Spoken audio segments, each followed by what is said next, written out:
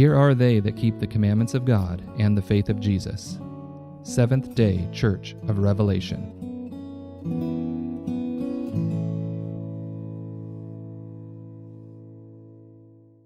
Bueno, la siguiente pregunta tiene que ver con el por qué escoger el nombre Iglesia del Séptimo Día del Apocalipsis. Bueno, primeramente es porque tenemos el mismo enfoque que los pioneros.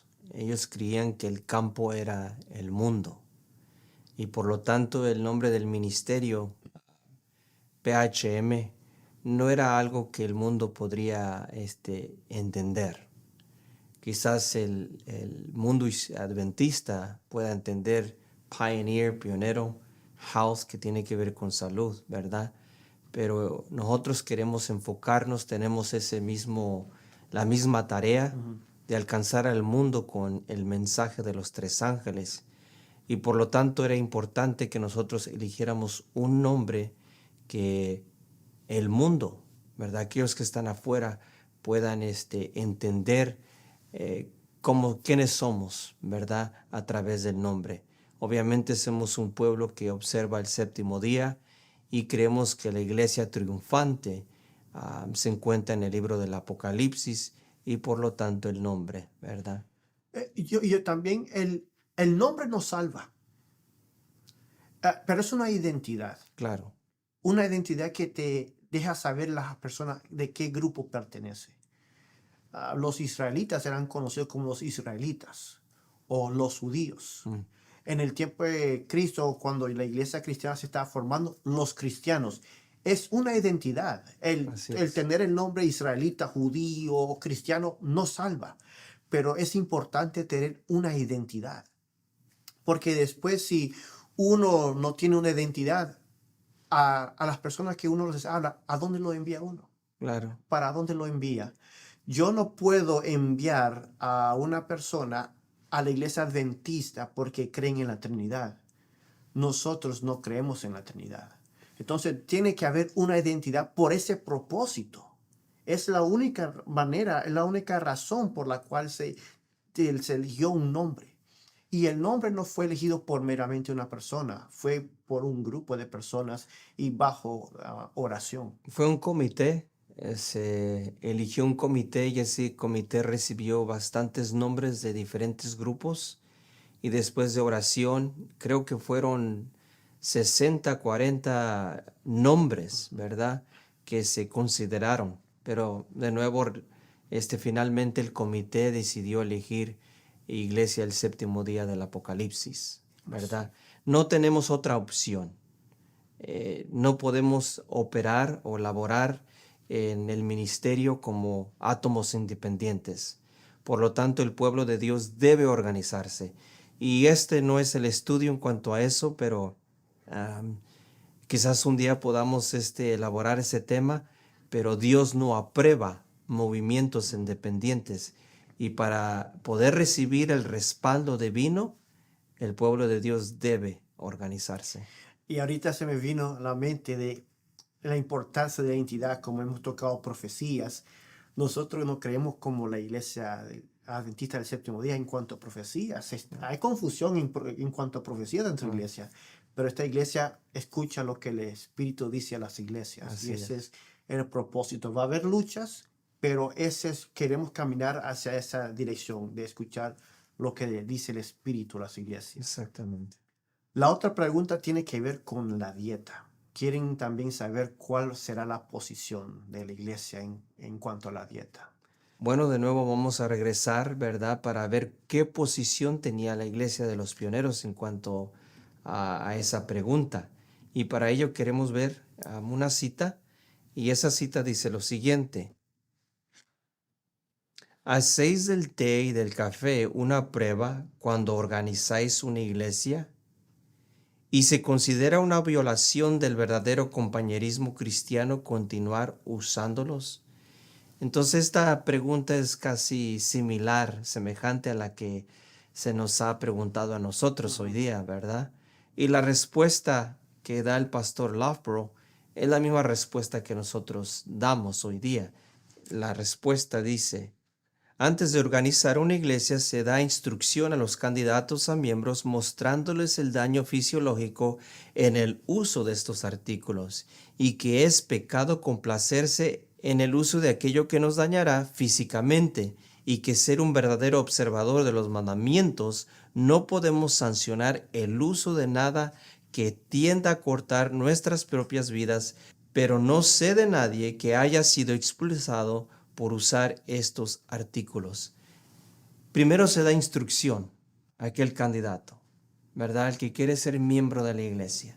Se le instruye en cuanto a estos artículos. Otros que no se menciona, el alcohol, alimentos inmundos, etc. Estas cosas o estos artículos son dañinos y por lo tanto el cristiano va a desear abrazar aquellos principios en cuanto a la dieta que sean saludables para él, ¿verdad? O para ella. Esta otra, al último dice que él no conoce de alguien que haya sido expulsado. No debemos nosotros tomar eso como decir de que la iglesia o la organización no expulsaba a nadie porque usaba estos artículos dañinos, ¿verdad? No debemos irnos a ese extremo. Simplemente él dice que no conoce a nadie que haya sido expulsado. Pero creemos que la iglesia corregía a aquellos miembros que tomaban alcohol, té, café o cualquier otro artículo dañino. Bueno, hay cosas que la sierva sí dijo que son bien duras en cuanto a los ministros. Ella dijo que si los ministros no practican el régimen alimenticio, ni siquiera deberían de tener las credenciales para ser un ministro. El comer la carne que ella dice, ni siquiera debería de dar a una persona confianza hacia esa persona, refiriéndose a los ministros. Claro. Hoy ministros rompen lo que es el consumo de carne. Comen carne, pescado, y algunos se burlan. Añade que ninguna persona que consume alimento de carne debe de ponerse de pie para instruir como instructor, maestro del pueblo, si todavía consume carne. Entonces vemos cómo eran cosas bien duras refiriéndose a los ministros. Claro. Y pues aunque Loughborough no conoce de alguien de haber sido disciplinado, no quiere decir que no. Que no existió esa... Correcto. Yeah. Otra cosa que hay que mencionar, esto no es solamente individual, sino también cómo trabajaría la iglesia. Hay iglesias que traen sus carnes a los potlucks o los almuerzos después del culto, traen pescado. Todo esto deshace el plan para apuntar a los miembros y apuntar a las visitas hacia el plan de régimen alimenticios.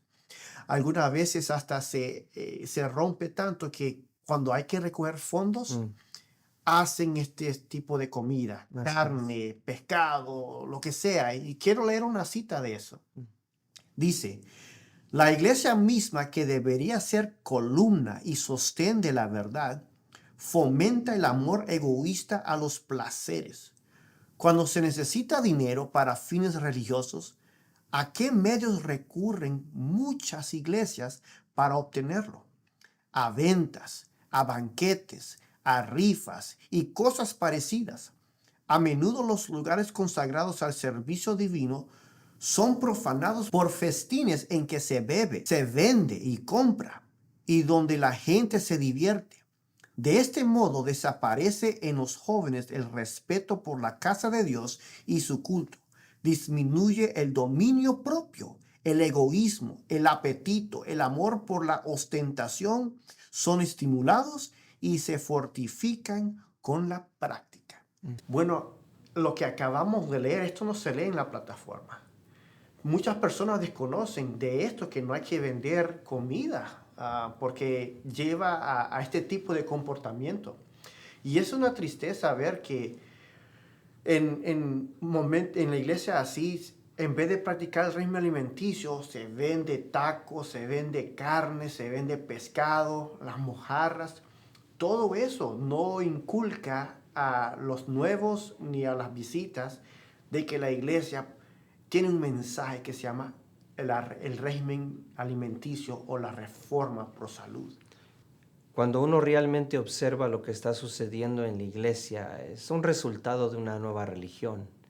Obviamente los ministros enseñan de una manera. Dijiste que esto ya nos enseña. ¿Por qué nos enseña? Porque los ministros no vienen con esa enseñanza, vienen con otra enseñanza del seminario, de la universidad, de los colegios. La verdad ha sido abandonada y por lo tanto ha nacido otra nueva religión. Elena de White dice que nuestra religión sería cambiada y esto ha resultado en una nueva organización. Y desafortunadamente ella sigue diciendo en esa misma cita que nada se interpondrá o estorbará el nuevo movimiento. Va a seguir hasta el final, desafortunadamente. Pero nosotros queremos levantar las normas, ¿verdad? Y levantar aquello que se ha pisoteado, que se ha olvidado, que se ha abandonado.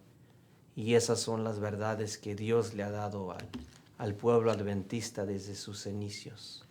La Biblia lo llama reparador de portillos. Yeah. Hay cosas que yo he aprendido que no sabían que no debían de hacerse. Y el propósito también no es de pensar que nosotros somos mejores. Claro. No ese es el propósito. El propósito nuevamente es que por algo en el Apocalipsis dice a varias iglesias, 7 iglesias, cada vez que termina un mensaje a la iglesia, oír lo que el Espíritu dice a las iglesias. Ese es el propósito. Hemos encontrado citas que nosotros no sabíamos. Claro. Entonces, ¿cuál debe ser el camino? ¿O seguir viviendo lo que ha sido mal enseñado? No. Es regresar a los caminos, reparar los portillos. Estamos en este barco, todos queremos mejorar. Y yo creo que eso debe ser el pensamiento de muchos. No de que estamos poniendo a una persona abajo. Claro. O minimizando a una persona. Claro. Pero sí hay que recalcar y resaltar de que las cosas han cambiado. Desafortunadamente así es. Y volviendo de nuevo a la pregunta, ¿qué posición nosotros tenemos en cuanto a la dieta? Pues es la misma que los pioneros. Antes de iniciar una congregación o membresía, hay que instruirle bien al miembro, ¿verdad? Al candidato, ¿verdad? Enseñarle bien los principios, ¿verdad? De verdad. Y especialmente en cuanto a la dieta y la vestimenta y otras normas. Bueno, hemos abarcado muchas preguntas y no creo que van a ser las únicas que vamos a recibir. Estoy seguro que mientras seguimos avanzando van a haber muchas preguntas que tendremos que responder y dar una respuesta. Bueno, ha sido un placer y pues hasta aquí concluimos. If you've been blessed by this video, please like, subscribe, and comment below. To support Seventh-day Church of Revelation, visit revelation.org.